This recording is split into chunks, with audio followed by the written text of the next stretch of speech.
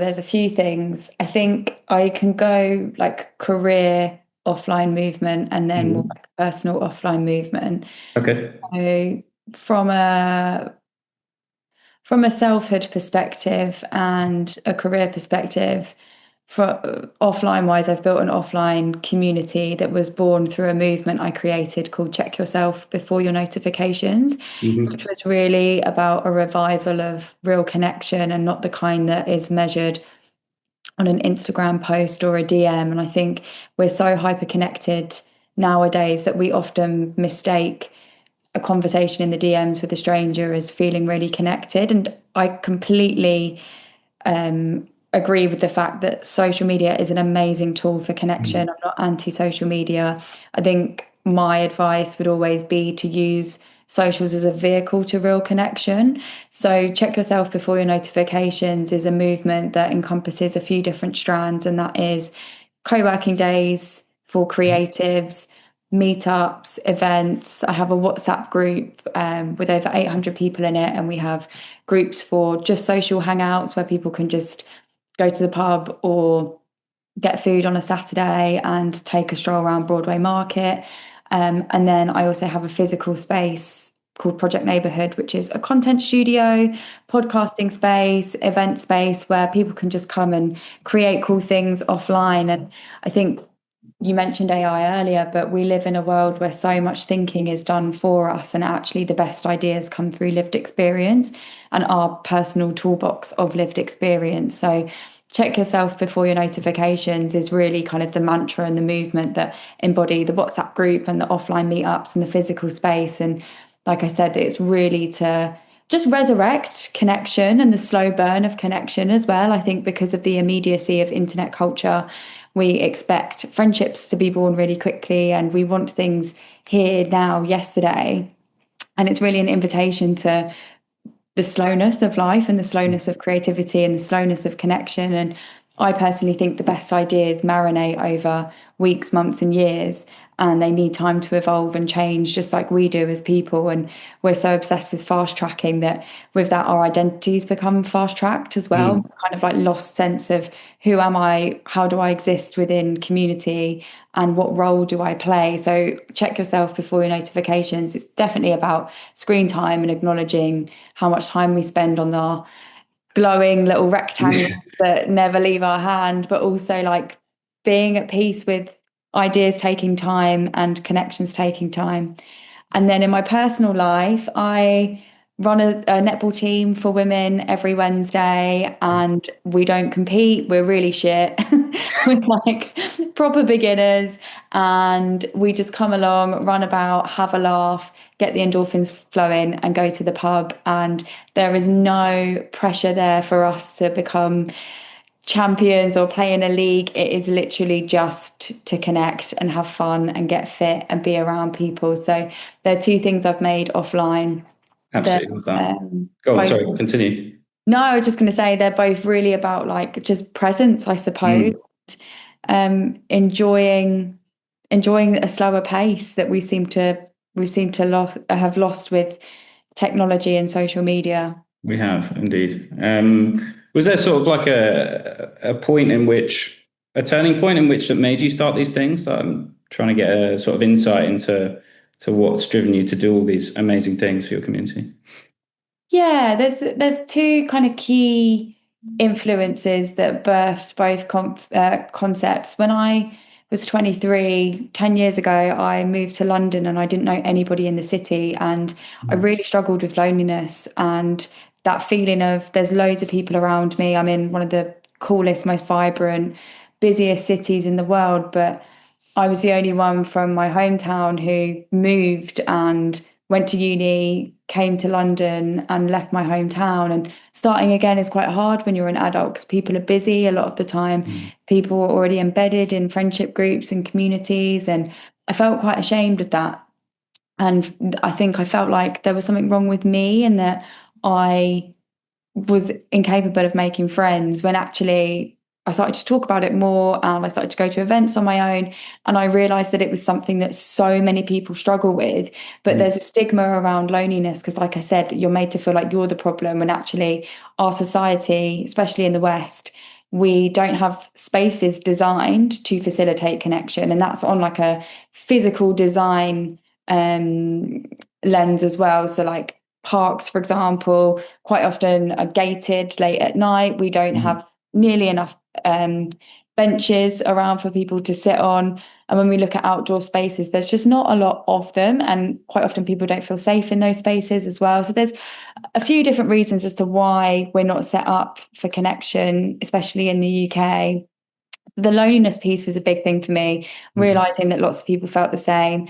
And then check yourself before your notifications really came to life in 2021, shortly after COVID, because I noticed so many people were online scrolling, doom scrolling, hyper anxious, hyper disconnected, but also super connected. So I created, you can see it here actually. I've seen it. It's great. Merch and t-shirts, and then linked up with a charity and all of the profits from the merch. And it's still an ongoing thing that we do, Oh, wow, I didn't know. donate to charity.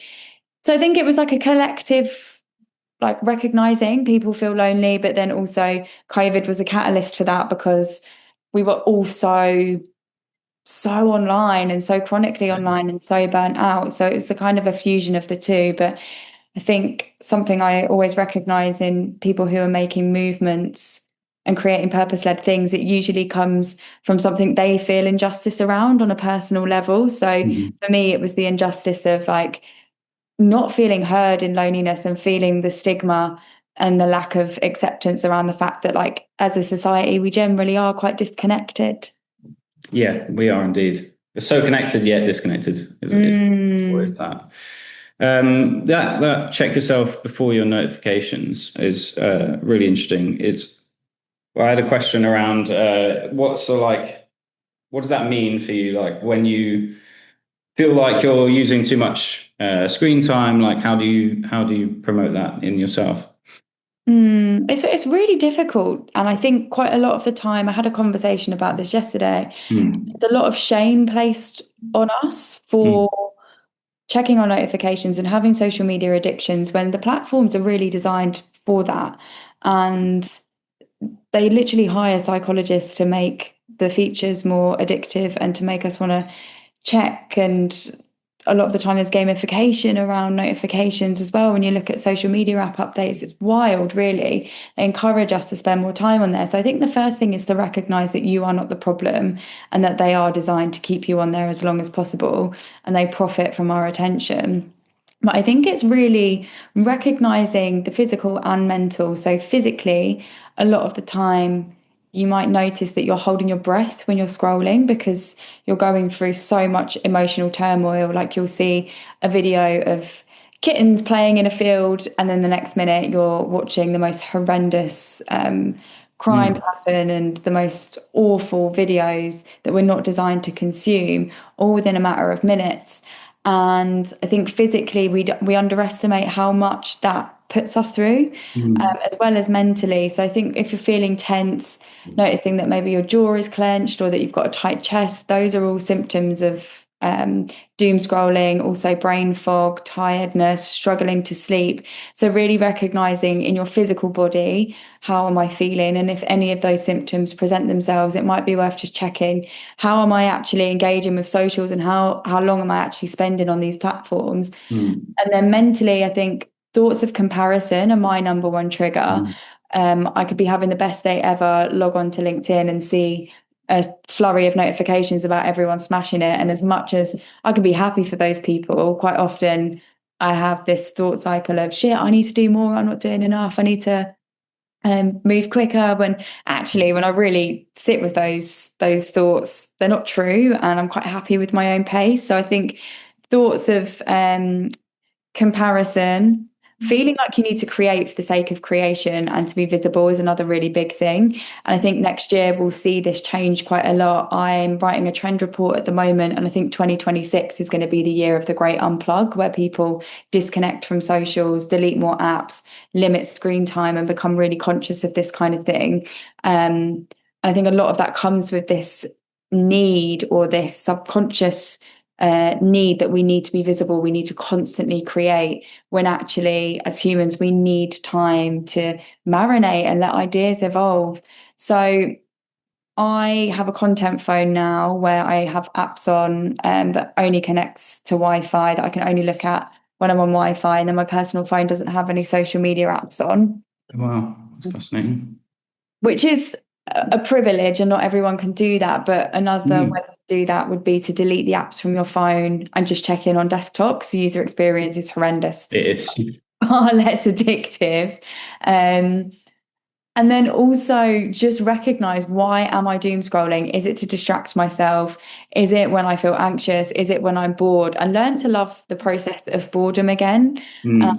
Um, so I think, yeah, the main things are the physical and mental, but then taking some real like physical steps, like removing the apps, but also replacing your doom scrolling with reading. I stopped reading self-development this year because I was sick of self-optimization, and I've read 11 fiction books in 10 months, which is like unheard of for me. I Mm. usually abandon all my books. So I think doing things and letting your imagination stretch its legs a bit is also a really great way to remove yourself and wean yourself off. But I don't know. I know you mentioned that you'd came off AI and you kind of weaned yourself off ChatGPT. Did you have any things that you did to help that process? So, I mean, I'm not off AI. I use it every day because of my job. But it was just a matter of realizing how much I rely on it. Mm. It was becoming a bit. I was a bit worried that I was relying on it for every step of my job, and also personal life. I like use it as I chat to it a lot, basically. Chat to Yeah, it more, probably is quite sad. I probably chat to it more than human people, um, uncommon. which is mental saying It's that out not loud. uncommon. And what's actually interesting as well, as you were talking about the unplug, I deleted Instagram from my phone, but then realized I just found myself scrolling on YouTube more. It was Mm. almost just like a replaced it with something else, albeit slightly better because it's more targeted to me. I don't know, it's more golf videos than it is random videos. But yeah, so that's very interesting. And hopefully it does go in that direction of more offline experiences, like you're saying. I think so. I think people are really recognizing the need for connection, and people are starting to feel really burned out. I read a really interesting report from WGSN earlier this year, and they're saying 2026 is the year of peak exhaustion, which will lead to wither will in Mm. 2027, which is the emotion of like wanting more freedom, wanting more autonomy over their time, wanting more connection, and just I guess like less serious life, which isn't so Mm. much about optimizing and scaling and creating for validation, more just about like frolicking and having a nice Being. time, Yeah. which I'm like, I'm so for that. I saw something on Substack the other day, and it was I basically reorganized all my apps. It was not going to be able to show it there, but it I basically saw I this. liked it. I was like, "That's awesome." So I That's put, really cool. I'm actually gonna do that. You've inspired me, because I screenshotted that actually. I saw it in my mm, and I thought it was interesting that they had I am connected, and they had Threads and LinkedIn in there, and then Instagram mm, in there I am distracted. Because I think social, for me personally anyway, like I really enjoy LinkedIn. I feel like I learn a mm, lot, I have good conversations. But Instagram is one of the catalysts for those feelings of I'm not enough, I'm not doing enough. So interesting to note like where maybe different platforms yeah. evoke certain feelings in you as well. So I think that's a nice takeaway for anyone who might be listening, is like, where do you feel enriched online, and where do you feel maybe that your time is being taken and you're not having a positive experience? I have the exact same. I've got LinkedIn on connected, but distracted. I've got YouTube and Instagram. Mm. Yeah, LinkedIn, I can also find myself doom scrolling, but it is also a place where I connect with people like yourself and lots of people reaching out in terms of unprompted stuff. So it is kind of keeping me connected as well. So I'll leave it in there for now. Yeah. So moving on to like slightly more maybe thinking questions. How do you set yourself up for like your best thinking? I have really started to recognize, sorry, before I answer this question, Yeah. my neighbour is having some work done next door. Can you hear it? No, not at all. I'm just going to pop my headphones in just because they are drilling and it's Okay. Okay, that's fine. Is that okay for you? Yeah, that's fine. Fab. I'll keep these in just in case it becomes more disruptive. In terms of setting myself up for the best thinking, I have a chapter in my book called Getting the Creative Juices Flowing. And I make an analogy around orange juice. And I think social media, it's great for inspiration, short term, but it's kind of like Robinson's fruit juice in that it's full of additives, E numbers, and will probably only satiate you for a certain period of time. Whereas real world experiences, being out of your comfort zone, meeting new people, having conversations outside of your industry, being outside and in nature is like freshly squeezed orange juice, full of goodness, full of vitamins, going to keep you going for longer, and overall just a better experience for your mind and body. So, as part of our briefing process now, if we get a new briefing or we're given a new project by a client, within that we have creative thinking time, and that, depending on the size of the brief, that can be half a day, it could be an hour, it could be half an hour, just depends. But it means no headphones, no phone, no laptop, and ideally outside in nature. I'm really lucky in that I live right next to the Olympic Park and our studio is right next to Victoria Park, so we kind of have outdoor space at our fingertips. So just going for a walk and disconnecting from technology is really important for me, but also just ensuring that I've got breathing space in my schedule. I used to pack my weeks out with calls and shoots and new business meetings. And it was, if I looked at my calendar and there was gaps in it, I felt like a failure because I associated my worth with my productivity so much, which I think is kind of like a bit of a trap when you're, especially for millennials. I think we grew up in a world where we were told like you have to work really hard and you have to be really active online and you have to put the hours in past your 9 to 5 in order to be promoted. And I think there's a lot of unlearning that we've all collectively had to do around that. And my next Substack is actually about what I call my self-development fast. So for the last 10 years, the last 10 months, not quite 10 years,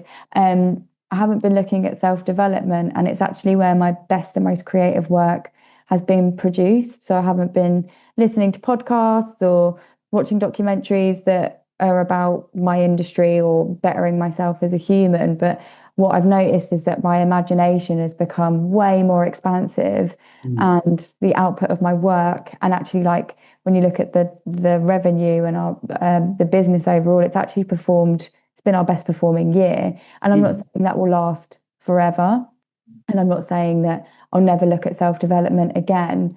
But I think it's quite interesting that when you remove yourself from the hamster wheel, or I've certainly seen that anyway, when you take yourself off the hamster wheel of what you think you should be doing versus what you want to be doing and what feels good for you, and giving yourself time to just breathe and think beyond a screen and beyond a For You page, I think your ideas just become way more interesting and have way more longevity because they're unique to you and they're not just a regurgitation of what's already happening. So the long-winded answer is to disconnect from socials, be outside, and also maybe take your foot off the self-development and self-optimization gas and just let yourself think a little bit and give yourself creative thinking time.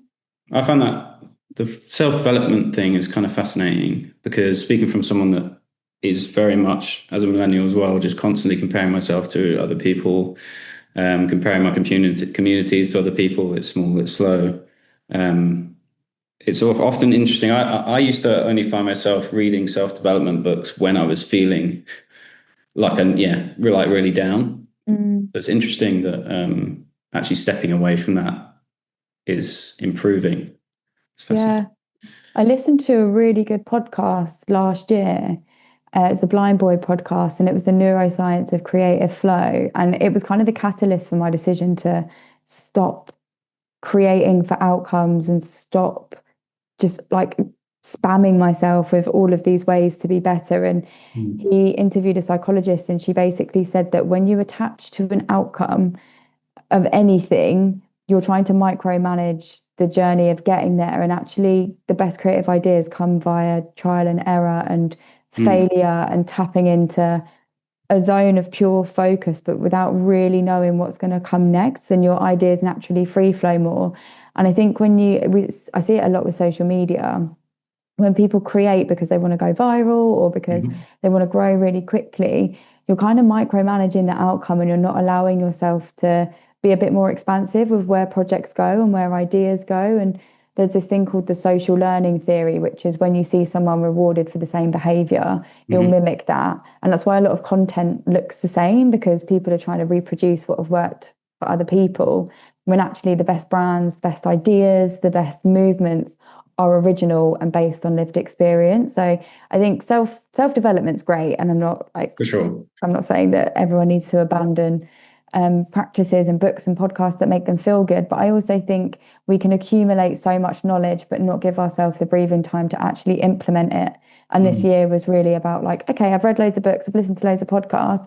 I'm now going to actually just take some time to like breathe life into those practices and work out what feels good for me and what doesn't. And it's been one of the best decisions I've ever made. But I definitely feel like, okay, I'm ready for some podcasts now. I'm ready to listen to some books and read some self-development. I feel like thirsty for knowledge as opposed to, Mhm. oh, I need it in order to feel good about myself. I'm like, I'm doing this because I want to now, more as opposed to like feeling obligated to. That's a great headspace to be in, I think. Mm. Awesome. Do you use technology in your thinking, like, and also if you do use it in your thinking, how do you know when to step away from Yeah. something? I do. I think I have quite a divisive opinion on AI, and that I think it's great for doing the admin and organizing thoughts, Mhm. especially for creative people. Like I have loads of big ideas, but I don't necessarily know how to break them down into micro tasks and build a plan out of them. And I can sometimes feel overwhelmed and abandon ideas because they feel so big. So I think tools like ChatGPT can be amazing for just breaking down an Mhm. idea and giving you tangible steps in how to achieve it. What I really don't like AI for is when it replaces human connection. So like there was a an ad that was vandalized on the New York subway. I think it was called like Friend or something. And it was like an AI wearable that was meant to be a best friend. And it Oh just yeah, I saw that. receive loads of backlash. And I think when you start to move into that territory, that's when I really dislike AI. And um, yeah, I think there's great use cases for it, Mhm. 100%. But when it is stepping in place of what should be a human experience, I find it quite like dystopian and weird and freaks me out a bit. But yeah, I mainly use ChatGPT. I don't really use anything else. I use obviously editing tools and Mhm. things like the Adobe Suite for creative content and writing trend reports, putting pitch decks and stuff together. But if we're talking AI tech, yeah, I use ChatGPT to just help me rationalize thoughts and build out project plans,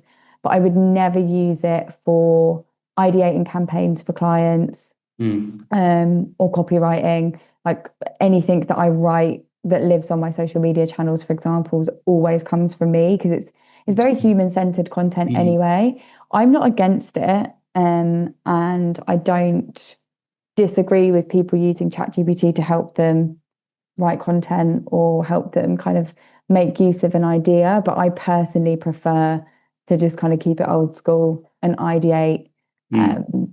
campaigns and content from the brain and in collaboration. But yeah, I use it to help me basically make sense of all of the crazy thoughts that I'm having that get a bit jumbled in my mind. Mm. Love the original line by material, by the way. It's brilliant. Thanks. It's great. Great. Thank you. Um, so one other thing you mentioned, I can't remember if it was on a podcast or on LinkedIn, but the creative recession. I just wanted to know, one, well, a bit about it in your eyes, and like why do you think we're in it, and then also potentially how do you think we get out of it? Yeah, I think the creativity recession is something that I went to lunch with a friend and we were speaking about it and we were saying, I feel like everything looks the same. I feel like everything sounds the same. And I Mm. think quite often it comes from a place of fear, especially for creative minds who Hmm. are often at the forefront of driving innovation and solving problems and coming up with great concepts and great ideas. When there is political, economic, and all the other types of unrest that we're seeing in the world, and we're bombarded with fear and news without being able to escape it. And it is a privilege to turn it off, and it is a privilege to try and dip out. And I'm not Mm. suggesting that we do that, but we are inundated with so much fear nowadays. Like most people wake up and check their phone or they'll check the news, and typically it's not words of encouragement. It's kind of like it's pretty scary stuff. So I think we go into fear mode and we start to create from a place of fear or scarcity. We can't create big ideas when we're attached to an outcome. It's kind of like what I spoke about with the podcast that I listened to earlier. Hmm. Because so much of our income is based on our ideas and our work, quite often there's a blockage there because we're creating for financial stability or virality or something that's going to help us subconsciously think that we're going to keep the lights on, be able to pay our rent, be able to pay our bills. But actually, the best ideas come from being expansive and letting that creative flow happen. But we can't connect to that if we're creating from a place of fear. So I think what's happening is that the social learning theory that I mentioned earlier, we're looking at what's working for other people. We're looking at trends because we are, by human design, designed to mimic what's working well and follow along with that. We seek approval in others as well, because again, we look at community as a core need for survival, we need that acceptance in order to thrive. And on like a physiological level and on like a emotional level, if we don't feel accepted within a tribe, then our immediate thought is we'll be killed off, we'll be rejected. So we're creating for approval, we're creating based on what we think works for others, and we're creating from a place of survival mode, but that's actually limiting our capacity to think beyond algorithms. And that's what we're doing. We're creating for algorithms and not for people. So a Mm. lot of the stuff that we're seeing works well on an Instagram grid because the algorithm has decided that's making people stay on the app longer and watching the video over and over again. So we're seeing a lot of like baity, hooky, Mm. brain rot content that is not serving society, that is not um, evolving people or growing us as a community. We're not learning anything from this content. But I think a lot of that is, yeah, it's fear. But I saw Mm. something really lovely the other day. I can't take credit for the phrase, it's definitely not mine. But someone mentioned the idea of bloom scrolling instead of doom scrolling. Saw you I post about that. really like that. It's It's like the great. idea of detoxing your feed, just following accounts that inspire you, make you feel good, Mm. and teach you. And I think, yeah, I do that quite a lot. I just detox my feed and just follow stuff that I feel inspired by. But I also think a lot of the best ideas come from connection and those random conversations with people that you wouldn't usually talk to because you've got your Mm. headphones in. So I think setting yourself up to be more open to happenstance and conversations that you might not have and experiences that you might not do, like book a gig for a band that you've never listened to, or like go to a gallery and see something that maybe you've not heard of before, and just put yourself in new situations. You literally will grow new neural pathways when you're in new environments, and Mm. that's one of the best ways to feel more creative. But yeah, I think a lot of it's just coming back to fear, and it's just a lot of um yeah, the messages that we see on a daily basis that keep us small and keep us feeling like we have to stay inside a box in order to be accepted. Yeah, I think that's fascinating, and also the new experiences is an interesting one for me. Literally today, I was very anxious this morning because I'm speaking to about three different people. I've booked coffee with someone. It's like none of these things I would usually do, but all of Mm, the things have led to something good. Like either I always feel better in myself, even though I was super anxious about talking to these people because they're new and what if they don't like me and all these things. yeah. It's like yeah, I couldn't recommend that more. So I'm that's so great. glad you acknowledged that as well, because I Mm. think we so much of how we connect with each other has changed over the last few years, and I think COVID really affected people. And Sure. I sometimes I sometimes struggle to talk about COVID because people are like, oh, yeah, but it's been and gone now, it's been ages. It has, but it also completely changed the way we communicate, and it completely changed the way that we connect and network and have meetings. And we're not exposed to people in the same way that we were before. And I know a lot of people in my community who work remotely and work independently, Mm. um, still really struggle with social anxiety. And I think it's a lot of the time we're told like, I'll just go networking, just go to a networking event. And that's actually just not that No, easy for a lot of terrifying. people. Yeah, Yeah. it's really scary. And we just kind of expect people to get on with it. Mm.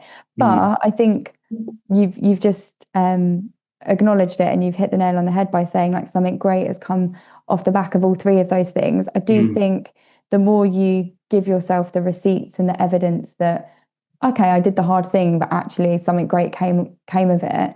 It becomes so much more easier as you progress and as you go. And the more you can prove to yourself that you can do difficult things, you can just keep adding layers to that and like Mm. increasing how hard that is for you over time, and kind of adding layers to the hard tasks. But yeah, I think we don't talk enough about how disconnected we've become, that connection can actually feel quite scary. And it's again, it's no one's fault. It's just the world that we live in. But I'm really glad that you acknowledge that, because I know that it's something that a lot of people struggle with and a lot of people feel. I appreciate that. Yeah. And also, you kind of said it just then, but rewarding yourself for those small things is also really Mm, important because if you don't acknowledge even taking those steps, going for that coffee, even if it doesn't work out, like you should really reward yourself for taking that step, in my opinion. totally. I'm a real advocate for microdosing your confidence. I did a And the TED Talk, yeah. TEDx on it a few years ago, and I think it is those small little things. Well, they're actually not little things at all. They're big things, and that they're difficult. And you've done them, but it's those micro shifts that eventually get to the big thing. Mm. That are often glamorized on social media, like the big accolades, but they wouldn't happen without the micro shifts and the little things that you do every day or every week or every month. So I think we all need to just acknowledge the micro steps a bit more, because they are super important. Sure. And it comes right back down to the comparing yourself as well. Like those people that Mm, have got to that stage haven't just magically got to it overnight. They've taken all those steps, totally, definitely.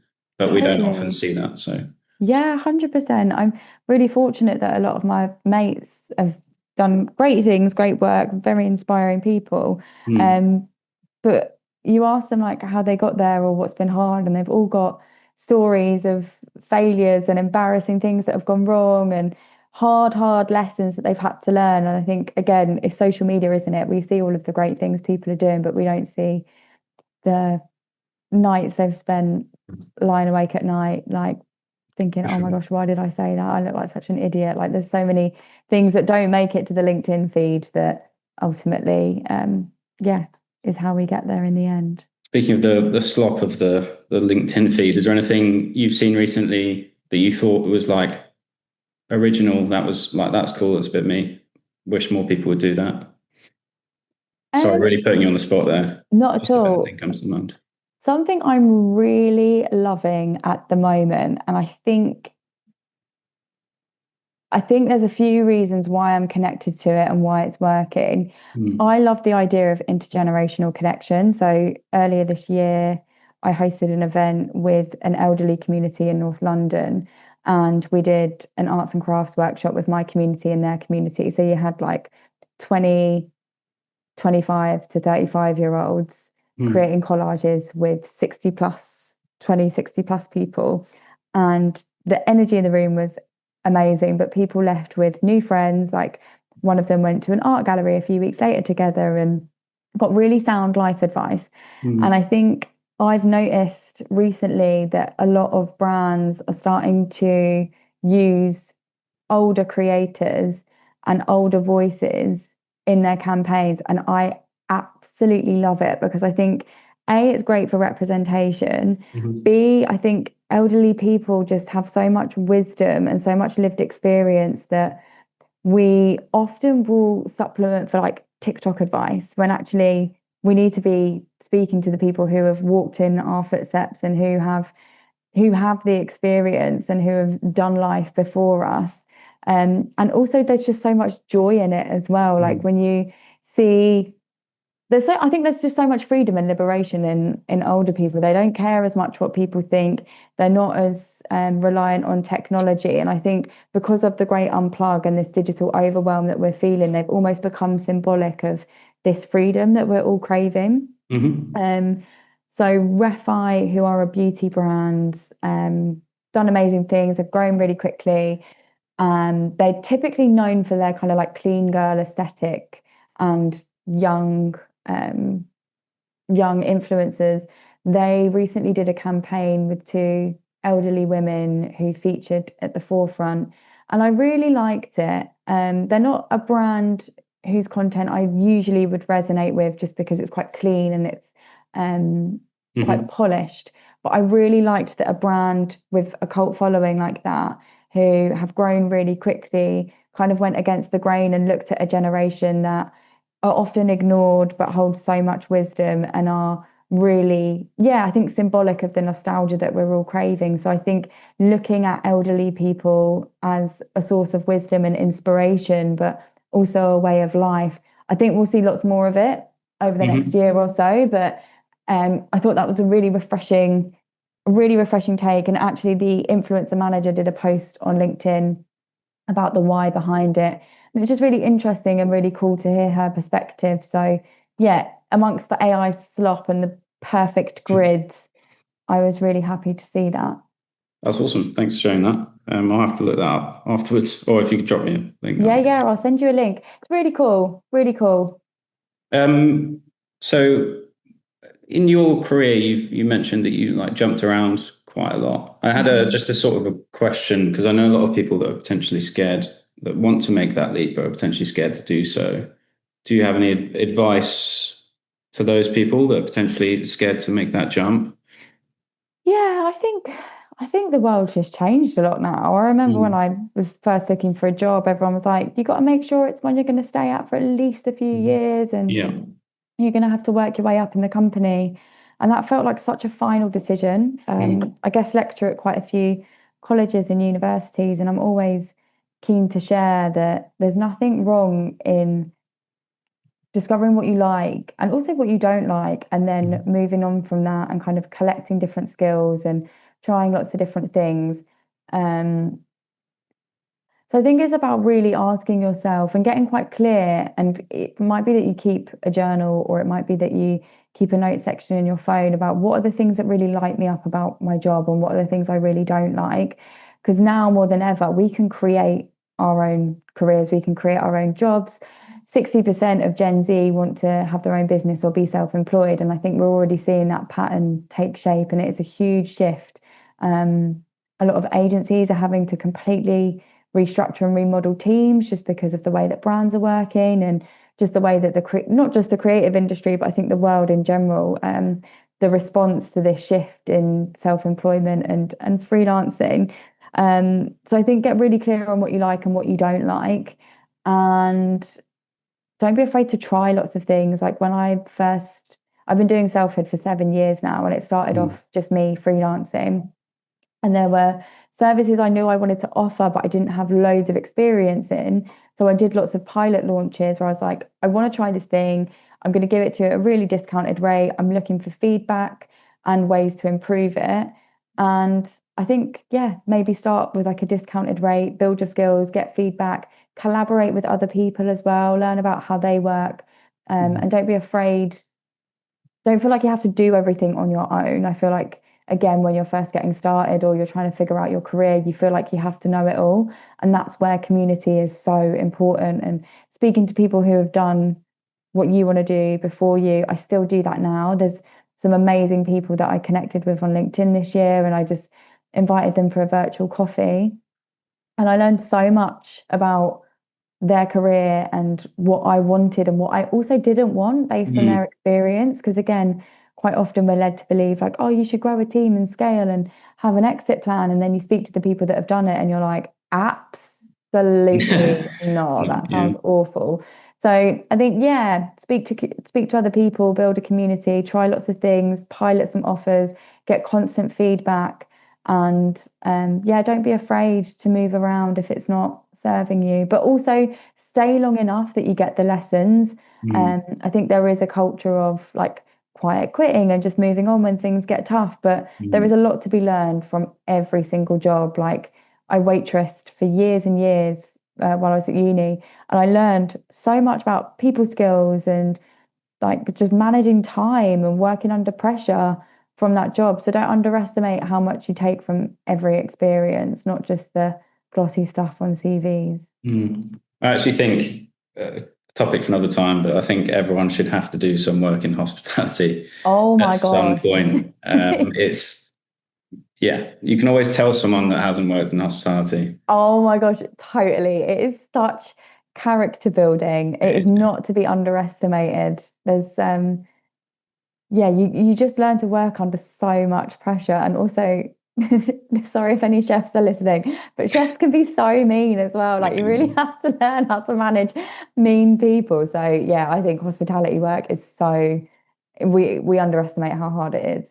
Yeah, for sure. I guess that's pretty much everything. I guess what's an interesting way to end, I guess, is what's next for you? What's on your pipeline at the moment? I don't really know, and I never really know, and I'm quite happy to keep it that way, to be Hmm. honest.